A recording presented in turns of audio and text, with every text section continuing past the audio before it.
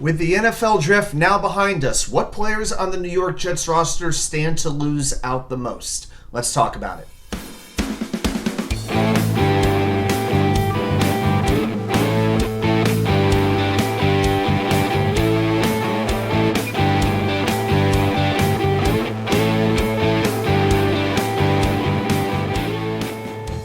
Well, welcome back to New York Sports WickerMedia. I'm WA2K99. Thank you as always for taking the time to watch these videos. If you're brand new, welcome aboard. Please like and subscribe. If you're returning, welcome back. I appreciate your time.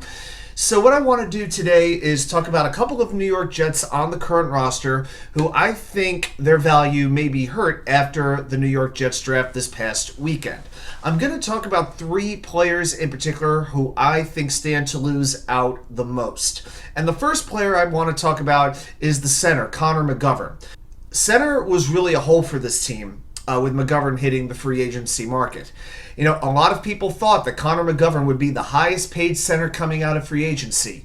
You know, the biggest free agent centers were Ethan Posick of the Browns, Garrett Bradbury of the Vikings, Bradley Bozeman was another one. All those centers stayed exactly where they were.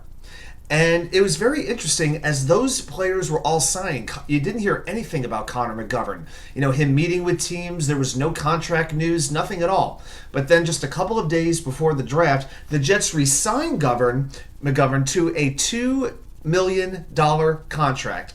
At the most, that's with incentives. The base value, I believe, is 1.1 or 1.2 million, but it's only for 1 year. So what that tells me is that McGovern and his agent overthought the market. They thought they were going to get more than they were. Clearly, they realized it wasn't going to happen for them, and they went back to the Jets on a 1-year prove-it deal.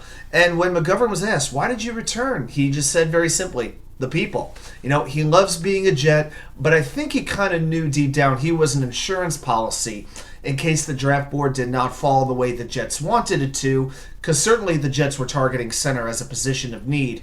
And, McGovern figured, well, they don't have a center, I've got my starting job. Well, in the second round, the Jets draft joetippmann from Wisconsin. And if the Jets have one player in this draft who looks like he could start right away, it is this guy.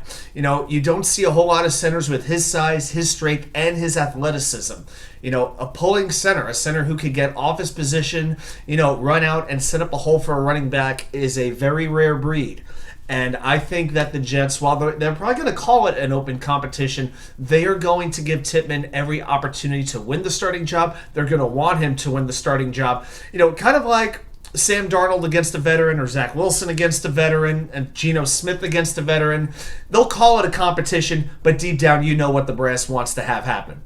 And if you're thinking about McGovern going to guard, well, Robert Saleh said when asked about the offensive line earlier today in a press conference, he said that there's really open spots at both tackle positions and at center, and we're going to play our best 5 guys. So what that tells me is he knows who the guards are going to be. And who are the 2 marquee guards on this team? It's Laken Tomlinson at left guard. It's Elijah Vera-Tucker at right guard. I would be outside of injury, those are absolutely your 2 starting guards. So it's Tippmann versus McGovern for center. And I think, McGovern, who is going to be looking for free agency again, if all goes well for the Jets' perspective, he's not going to see the field this year. That is the best thing that could happen for the Jets, but it's also the worst thing that could happen for Conor McGovern. Now, player number 2 I want to talk about is a guy who has been a favorite of mine, at least for the first year and a half or so, 2 years, and it's Michael Carter, the running back. I love the kid's enthusiasm, loved his energy, loved his outlook. I remember in the Flight 2022 series, he talked about, man, I was so close to breaking some runs, and next year, man, they are not going to catch me from behind again. And the truth of the matter is, Carter came back this year, and he was worse. In pretty much every stat, he digressed. And once Breece Hall went down, obviously Breece was the Jets' marquee running back, but he went down with more than half the season to go. The opportunity was right there for Michael Carter to take advantage. But instead, the Jets traded for James Robinson, who did nothing. Bam Knight was good for a little while, but he started to fall off, although I think that had a lot to do with so many offensive linemen getting injured. And Ty Johnson was as productive as any running back the Jets had. But if you look, his touchdowns went down from 4 to 3. Carter's did. The total yards went from 639 down to 402.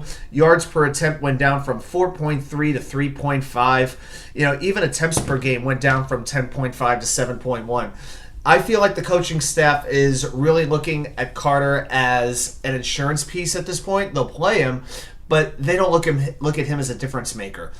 Just about every team in the NFL has a running back who could do everything pretty well. I feel like that's what the Jets had in Bilal Powell for all those years. Jets fans love Bilal Powell, but you know what? Every team in the NFL's got a player like Bilal Powell. And Michael Carter, his speed isn't exceptional. His size isn't exceptional. He's a good, smart, all-around running back. And that's good. That's fine. But to be a valuable running back, you have to make a difference. And with the Jets drafting Israel from Pittsburgh, I know his last name. I always say Anaconda, so that's why I like to call him the Snake, because he can be really slithery. But Israel, seriously, has great breakaway speed. He was a sprinting champion growing up in Brooklyn, New York. And I think that he is going to get a good amount of playing time. Plus, you still have Bam Knight, while Breece Hall is recovering from his ACL surgery.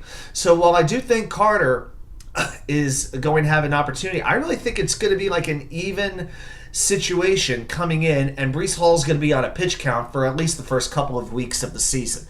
So whichever running backs are looking the best, they're going to get the playing time. That may be Carter, that might be Israel, that might be Bam Knight, but Michael Carter is no longer, in my mind, one of the top 2 running backs for sure on this Jets roster.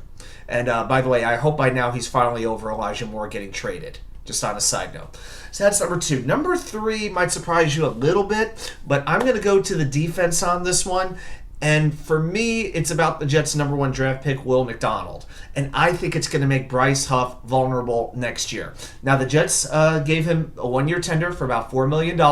Bryce will certainly be here next year. But eventually, the Jets are going to have to make a commitment one way or another. Carl Lawson's coming up. So is Bryce Huff.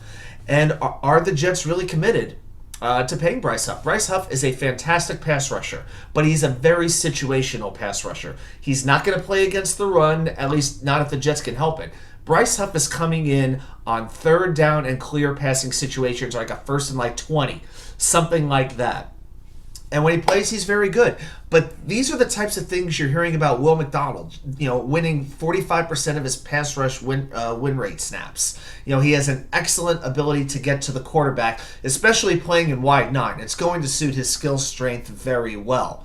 And to me, it seems like the Jets are grooming McDonald to take over Bryce Huff's spot and hopefully be more than that once he can put some size on, once he can put some muscle on and get above that 250-pound weight that he's currently at.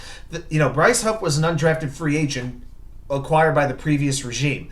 Now you have this kid McDonald drafted 15th overall. The Jets did not draft him because they feel he's going to have Bryce Huff's role, as just a situational pass rusher. They're going to want him to be, take the lion's share of the defensive end snaps, not this year, but next year, once Lawson and Huff are likely out the door.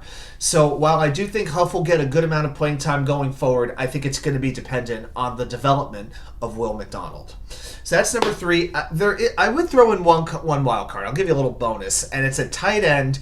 I really wonder what the Jets are going to do at the tight end position. I don't see them keeping 5 tight ends. I don't know if any team in the history of the NFL has ever kept 5 tight ends. But you have C.J. Uzomah, you have Ty Conklin. They're staying, barring a trade. Jeremy Ruckert was drafted last year. He has showed a great ability to block. We'll see what he is as a pass catcher, but I can't imagine he's going anywhere. But behind that, you have Kennyyeboah, and you have my guy Zackkuntz from Old Dominion University, drafted in the 7th round. Kuntz, as we know, is an athletic freak, an absolute freak, but he's got to learn the details of the position, how to block, how to run a pass pattern right. All those types of details are very important. So the reason why I didn't include Kennyyeboah in my top 3 is for this one reason. Kennyyeboah plays every special team snap. And that does matter. You got to think about this. The Jets right now do not have one wide receiver or one tight end outside of Yeboah, who played special teams last year. That's going to matter. So my fear is that Kuntz is going to be exposed to waivers and then hopefully put on the practice squad because the Jets are going to feel this need to keep special teams good because they want to keep Kennyyeboah. To me, it is a very interesting dilemma. I think a lot of it will depend on how good Kuntz is. Just think, every team had an opportunity to draft this guy. They could have drafted Kuntz. Jets took him in the 7th round. So how valuable is he going to be? And how is he going to play in these exhibition games? The play of zackkuntz is going to be very, very important. And I really wonder, Kennyyeboah hasn't really done anything as a pass catcher in his career, but he's been a good all-around special teams player. But is that enough to keep a roster spot for him? So, hey, I said 3. I kind of gave you 4. So giving you a little bonus content here at New York Sports Wicker Media. Well, I want to thank everybody for watching. I want to see your thoughts. What Jets players do you have in mind that might be vulnerable based off this draft? Did I miss somebody who you have in mind? I want to see it. Thank you, everybody, for watching. I'll see you right back here with more content from you know where. The Wicker Chair.